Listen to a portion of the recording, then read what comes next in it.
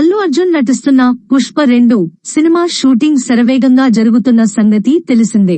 ప్రస్తుతం రామోజీ ఫిల్మ్ సిటీలో ప్రత్యేకంగా వేసిన సెట్ లో షూటింగ్ చేస్తున్నారు.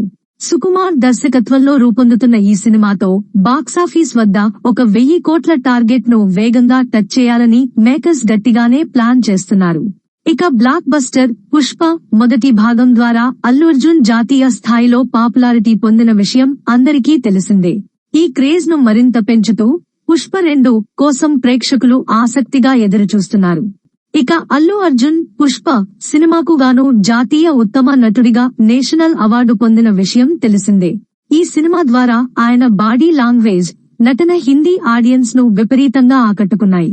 పుష్ప 2 కోసం బాలీవుడ్ ప్రేక్షకులు ఎంతో ఆసక్తిగా ఎదురుచూస్తున్నారు. ఇక అల్లు అర్జున్ కు వచ్చిన క్రేజ్ ను ఉపయోగించుకునేందుకు పలు వాణిజ్య సంస్థలు భారీగా ఆఫర్స్ చేస్తున్నాయి. ఇదివరకే కొన్ని హై లెవెల్ ఆఫర్స్ రాగా వాటిలో కొన్నింటిని బన్నీ రిజెక్ట్ చేశాడు. తాజాగా అల్లు అర్జున్ ఒక యాడ్ ఆఫర్ ను తిరస్కరించినట్లు సమాచారం. ఆ యాడ్ టొబాకో ఉత్పత్తికి సంబంధించినదని తెలిసి అల్లు అర్జున్ 10 కోట్లు ఆఫర్ వచ్చినా కూడా ఒప్పుకోలేదని సమాచారం. మొత్తానికి అల్లు అర్జున్ తగిన జాగ్రత్తలు తీసుకుంటూ తన ఇమేజ్ కు ఏమాత్రం హాని కలిగించకుండా ముందుకు సాగుతున్నారు.